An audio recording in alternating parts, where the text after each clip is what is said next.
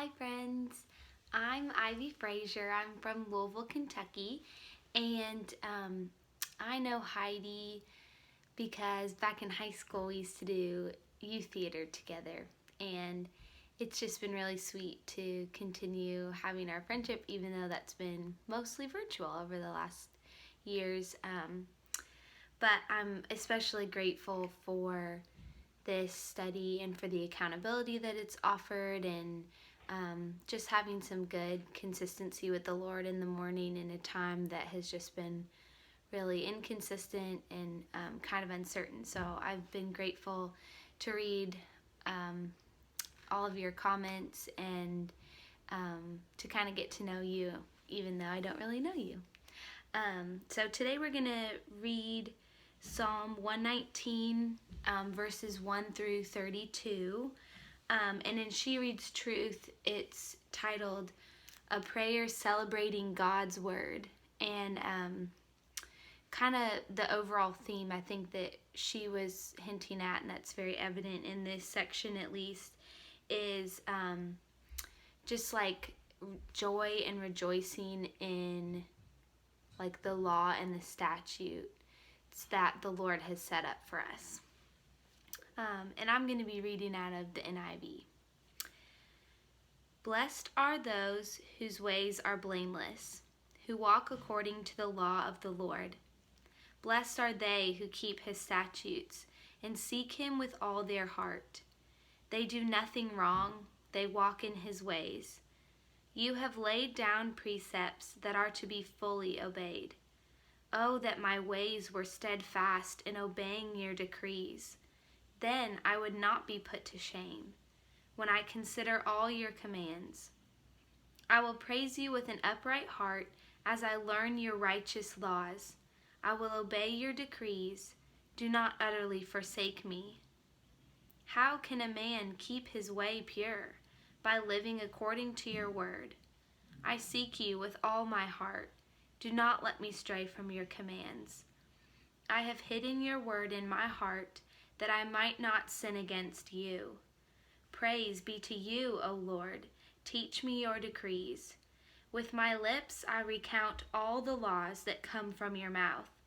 I rejoice in following your statutes, as one rejoices in great riches.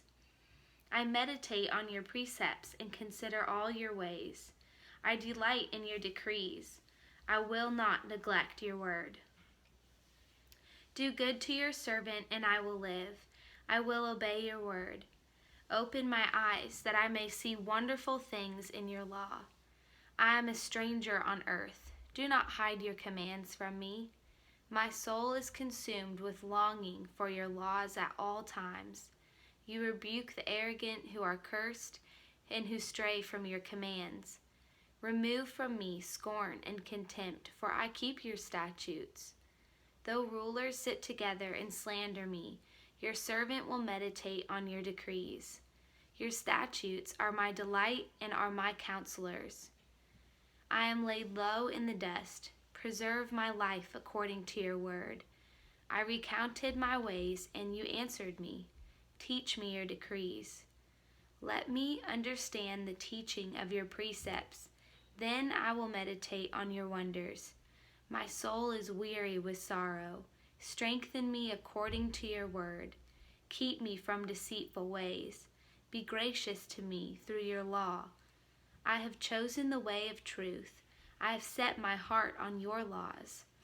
I hold fast to your statutes, O Lord. Do not let me be put to shame. I run in the path of your commands, for you have set my heart free.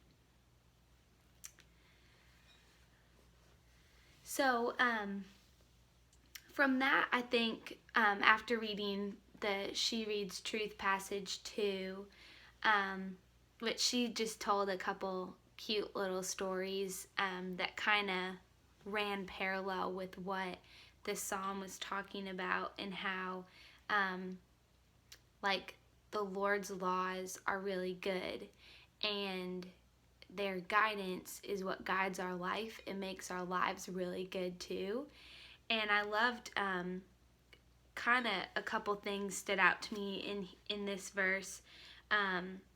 like when we keep the Lord's laws, these are some of the things that like are benefits that come from keeping his laws. It says we're blessed, we're not put to shame, we rejoice and are full of joy, we're delightful, we live, we're consumed with longing for more of Christ and more of his laws, and that our hearts are set free.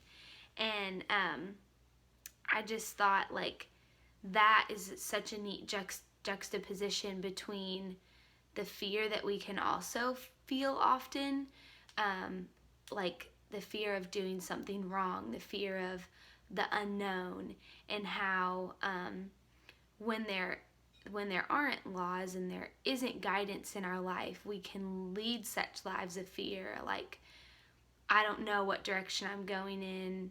I don't have any guidance, so I'm going to be fearful.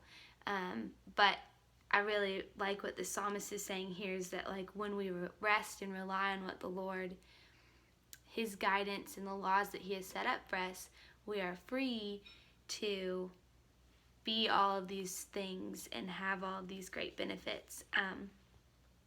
And one way that I thought about that is like our bodies as humans, the way the Lord made us even is to like hold on to laws and to have guidance.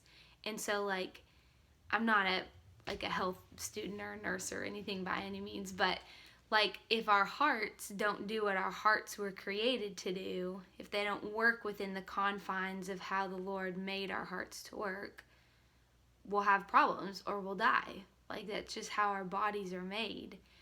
And so like even in the way that our bodies are made, we're made to desire guidance and laws and have structure.